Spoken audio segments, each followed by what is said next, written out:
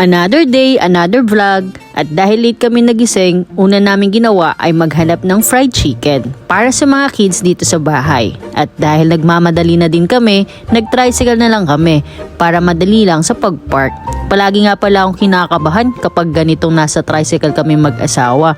Kasi talagang maraming truck na dumadaan dito sa highway. At syempre, dahil nag-crave asawa ko si Samgyup, kailangan natin pagbigyan ng cravings niya. Kaya pupunta na kami sa Korean store.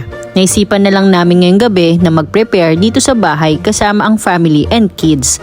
Dahil weekend ngayon, dinner and bonding namin ito. Kapag nag-crave kasi kami ng Samgyup, mas gusto na lang namin dito lang sa bahay kasi ang layo ng mga Samgyup restaurant na quality ang meat. Ang talagang nagpapasarap sa Samgyup ay ang kanyang meat. Kaya ako, pinipili ko yung meat ng pork ay medyo may taba. Ang sa asawa ko naman, ayaw ng may taba. Kaya ang sa kanya naman ay beef. Konti lang binili kong meat kasi mas marami ang kids sa amin. Hindi pa kasi nila hilig ang ganitong pagkain. Hindi rin syempre mawawala ang nagpapalasa sa Samgyup, kundi ang mga sauce. At dahil mahilig sa gulay ang asawa ko, kailangan meron ding lettuce. Ang pinili ko na lang sa sauce yung hindi maanghang kasi para makatry din ng mga bata. Ang sarap nga pala ng kimchi nila dito sa Oppa Store, kaya 2 tub na ang kinuha ko. Ito nga palang paikot-ikot sa harap ng camera, si mama yan. Hindi kasi siya mapakali, tinatanong niya kung yung hawak ba niya ay yung favorite niyang ice cream. Mahilig din ba kayo sa Korean foods at Samgyup? Kumuha na din nga pala ako ng ramyeon noodles kasi masarap talaga siya, lalo ngayong tag-ulan. Itong pinakagusto ko, hindi dapat nawawala. Yung nori, marami kaming mahilig nito kahit mga bata. Kaya isang pack na marami na ang kinuha ko. Naghahanap nga pala ako ng drinks, yung aloe vera juice. Natikman mo na rin ba yun? Kaya lang, sabi ni kuya, sold out na. Ang sarap kasi nun, hindi siya masyadong matamis. Itong mga napamili ko siguro, kasya na to sa amin. Ayoko kasi nang may sobra, tapos hindi mauubos. Ayoko kasi nang may nasasayang na pagkain. Kaya ito, nagbayad na din ako dahil pupunta naman kami sa convenience store para mamili ng mga pagkain at drinks ng mga bata. Kumuha na din ako dito ng mga paper plates, spoon, fork at mga plastic cups kasi ang hirap maghugas kapag ganitong maraming bisita. Nakakagutom din talaga, di ba, kapag nagsiswimming ka? Kaya dito sa convenience store, marami-rami na rin kami binili ng mga pagkain. Gusto na din kasi ng mga bata mag-swimming kasi magtatag-ulan na daw, kaya hahabol na sila sa pag-swimming. Kasi mapupuno na din ng tubig ulan yung swimming pool namin kapag ganitong tag-ulan. Minsan talaga ang sarap bumalik sa pagkabata. Wala kay bang iisipin kundi maglaro, kumain, matulog at kung anong kakainin mo. Ang problema mo pa lang talaga nun ay ang paghirap sa paggising pagpapasok ko sa school. At ang pinakamalala, yung papatulugin ka ng hapon kahit hindi ka pa inaantok. Grabe talaga din struggle ko nung mga panong bata pa ako. Nagkukunwari akong matulog pero ang ending nakakatulog din talaga ako. Sayang talaga, dapat noon talaga nagtutulog ako para naman talagang tumangkad ako. Nakauwi na din ako ng bahay kaya inumpisahan ko ng lutuin ang mga meat. Dito na lang ako nagluto sa kalan kasi para safe na din. Dati kasi nagluluto kami sa pang-Samgyup na lutuan. Bigla na lang umampoy ng malakas, akala talaga namin masusunog yung bahay namin. Ang nangyari kasi nun, asawa ko yung nagluluto. Sabi niya magaling siya magluto. Bakit umapoy? Tawa pa nga ako ng tawa nun kasi talagang umaapoy. Akala ko mawawala agad pero hindi talaga. Akala ko kasama sa skills niya yun. Yung pala masusunog na. Alam ko talaga, naalala ko, naka-live kami nun sa TikTok. Sino sa inyo nakanood nun? Kaya ayan, di na kami umulit magluto sa ganong lutuan. Dito na lang sa kalan para safe. Sa totoo lang, dati hindi ako makain ng bawang. Pero itong asawa ko mahilig sa bawang, lalo na pag tostado. At hindi dapat mawawala ang pritong bawang sa Samgyup niya. Kaya dati talaga kapag nakakakain ako ng bawang talagang naduduwal or nasusuka ako.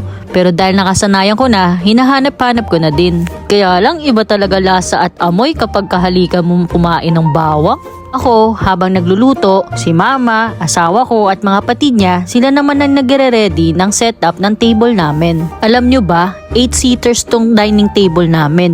Pero kami lang 2 ng asawa ko dito sa bahay at bihira lang namin magamit tong table na to tuwing may okasyon at bisita talaga. Favorite kasi namin kumain doon sa counter table. Takaw ka ko. Ha? Habang nagre-record ng video asawa ko, rinig na rinig dito yung tawa ng anak namin. na. Di naligo. Tingin nga ako na subo ni Mama. Ba't naka side A? Dapat side ano lang. Di naligo. Di Pogi. Di naligo. Ay, sus, di naligo nga. Di ka naligo. Hindi naligo. Huling Ewan ko ba, tuwan-tuwa pa rin siya kahit sinasabihan siyang di naligo. Alam niya kasing cute siya at pogi, lalo na pag nakaharap ang camera. Talagang nagpapakute yung bilog na mukha na yan. Ganito kami every weekend. Nagluluto, nagbabanding, kumakain ng sabay-sabay at sama-sama. Mga batang pamangkin, mga pinsan, hindi sila nawawala. Alam mo yung mga nawawala, sila yung mga kamag-anak mo na may mga inggit kapag nakatalikod ka. Ay nako, lago-lago. Tumabi ka nga dyan. Kakita ka na naman ng camera. Kidding aside, ganun talaga ang buhay, di ba? Totoo naman talaga kahit sino sa atin. Meron tayong mga ganyang klaseng tao or kamag-anak sa buhay na akala mo okay sila sa'yo pero pinaplastic ka talaga. Ang dami pang kwento o sinasabi sa iba lalo na kung nakatalikod ka. Ang magalit, pikon. Ito nga pala ang mga pamangkin ng asawa ko na enjoy sa pagsiswimming. At sana kayong mga bata, huwag kalakihan ang nakakalakihan ng mga iba ngayon. Lalo na ang mga hindi magandang gawain. At lalo na yung may mga nasasabi kapag nakatalikod ka. Sana hanggang tumanda kayo, ganyan kayo ka-close, ka-sweet, kasaya sa isa't isa. Yung talagang antibay ng bonding nyo. Sa sobrang tagal namin ng asawa ko, alam niya talagang observant akong tao. At talagang nababasa ko kung sino yung mga totoo o hindi. Sa sobrang bait kasi netong asawa ko, hindi niya na nababasa kung anong klaseng taong kaharap niya. Ako kasi, basang-basa ko. Alam ko din kung sino hindi makatingin ng harapan at straight sa mata ko. Gaya mo din ba ako na observant ka sa isang tao? Na magaling kang bumasa kung anong klaseng ugali ang meron ng isang tao? Siyempre, hindi lang mga bata dapat ang mag-enjoy. Kami mga matatanda, eto, tamang inom at habang nagbibingo. Nagkanda duling-duling na nga ako dito kung anong masasabing letra at numero ko. Ang sarap talaga kapag ini-enjoy mo yung buhay. Wala ka bang iniisip, wala kang ini-stress, wala kang pakialam sa sasabihin ng ibang tao kasi alam mo naman kung sino yung totoong nakakilala sa'yo. Hanggat wala silang naiambag sa buhay mo, huwag kang maapektuhan. Tuloy lang ang buhay at manalig ka sa Diyos. Sana ay nag-enjoy ka at na-inspire ka sa video ko na ito. Salamat sa panonood mo hanggang huli. Sa uulitin, paalam!